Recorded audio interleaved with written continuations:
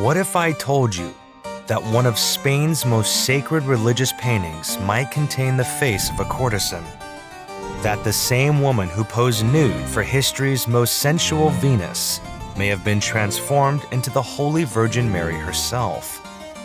This isn't some modern conspiracy theory. It's a centuries-old mystery that art historians are still debating today. Welcome to the shocking story of Velázquez's The Coronation of the Virgin, where divine art meets earthly scandal, and nothing is quite what it seems.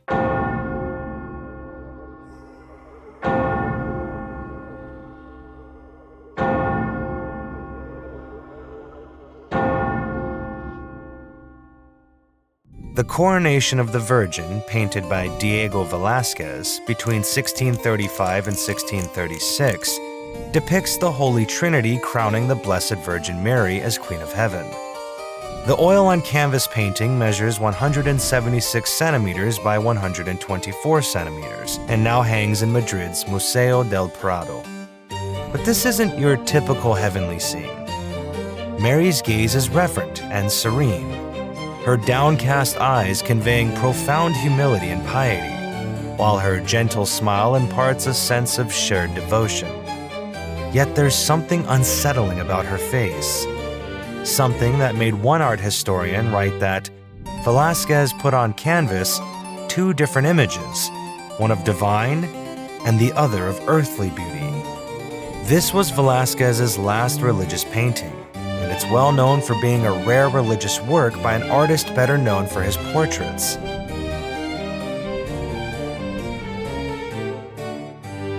Velázquez painted it for Queen Elizabeth of Bourbon's new prayer chapel at Madrid's Alcazar Palace, where it was intended to complete a series of 9 paintings by Alessandro Turchi of the Feast of Our Lady. The canvas's dimensions and smaller than life-size figures are unusual for Velázquez and may reflect his need to adapt the pre-existing series of paintings. This wasn't artistic freedom.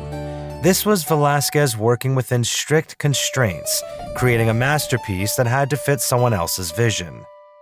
Let's start with what makes this composition so masterful, yet so unusual for Velázquez. The composition is based on an inverted triangle, giving a sense of great equilibrium and harmonious lines, and reminiscent both in its color and form of a heart. The two figures' heads and the dove are all level, on the line of the triangle's base, representing their equality within the Holy Trinity. Moving to the color palette, Velázquez uses blues and violets, and he used carmines, especially Venetian carmine, instead of traditional reds, following the advice of his tutor, Pacheco. This is remarkable. Velázquez was already an acclaimed artist and well beyond his student years by the time of producing this painting. Yet he still honored his master's teachings. The Virgin's gesture is telling.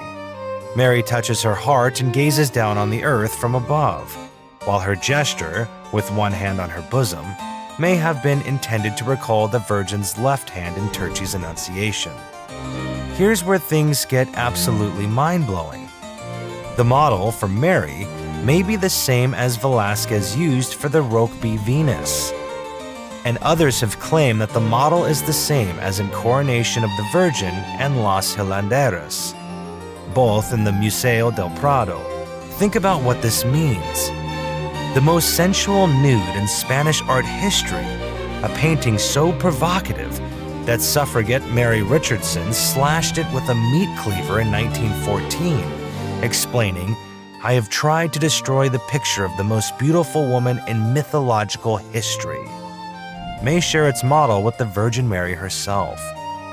Art historian Jose Lopez Rey wrote in 1999 that, obviously, Velázquez worked in both cases from the same model, the same sketch, or just the same idea of a beautiful young woman.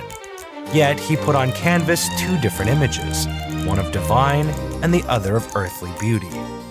But here's the kicker.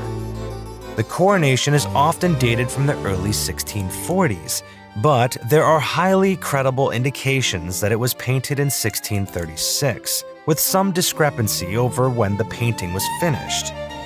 Technical data has convincingly argued that its execution corresponds to works painted by Velázquez around 1653. This dating controversy matters because it affects whether the Virgin came first or the Venus. This mystery speaks to something profound about how we create and perceive sacred art. In an age where we debate the representation of religious figures, Velázquez was already blurring these lines 400 years ago. The idea that earthly beauty could be transformed into divine beauty, or that the same woman could embody both Venus and the Virgin, challenges our modern assumptions about sacred and secular art. What does it mean that we might see the same face in history's most famous nude and one of Christianity's most sacred images? Velázquez's Coronation of the Virgin remains exceptional for its air of naturalness and simplicity not found in works by other Baroque religious painters. Whether or not the same model posed for both the Virgin and Venus, the painting stands as a testament to Velázquez's ability to find the divine in the human. What do you think? Coincidence or intentional choice?